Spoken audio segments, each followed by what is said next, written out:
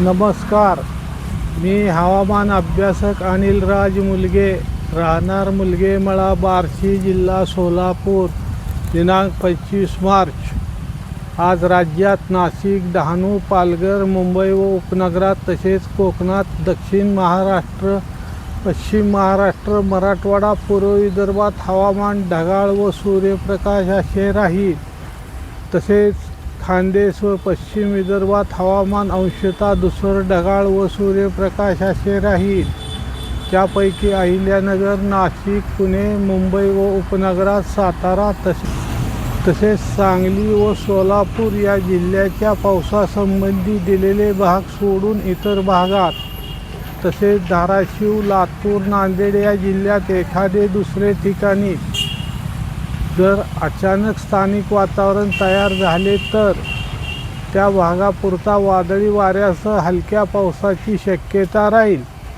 तसेच आज रत्नागिरी, सिंधुदुर्ग, कोल्हापूर या जिल्ह्याच्या काही ठिकाणी, तसेच सांगली जिल्ह्याचा पूर्व भाग, तसेच सोलापूर जिल्ह्याच्या सांगोला तालुक्याच्या काही ठिकाणी या दिलेल्या जिल्ह्यात किंवा दिलेल्या भागात वादळी वाऱ्यासह ढगाच्या गडगडाटासह हलक्या ते मध्यम पावसाची शक्यता राहील. तसेच बेळगाव जिल्ह्यामध्ये वादळी वाऱ्यासह ढगाच्या गडगडाटासह मध्यम ते मुसळधार पावसाची शक्यता राहील. तसेच काल दिलेल्या अंदाजाप्रमाणे व मला आत्तापर्यंत मिळालेल्या माहितीनुसार बेळगाव येथे मध्यम ते मुसळधार पाऊस पडला असून, तसेच कोल्हापूर जिल्ह्याच्या काही भागात, तसेच देंगलूर, उमरगा, तुळजापूर या तालुक्याच्या काही ठिकाणी हलका पाऊस पडला आहे.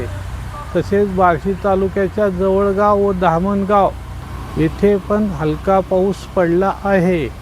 अजून इतर ठिकाणची माहिती मिळवायची आहे. तसेच आज कर्नाटक राज्याचा उत्तर, पश्चिम व मध्य या भागात वादळी वाऱ्यासह ढगाच्या गडगडाटासह मध्यम ते मुसळधार पाऊस पडण्याची शक्यता राहील.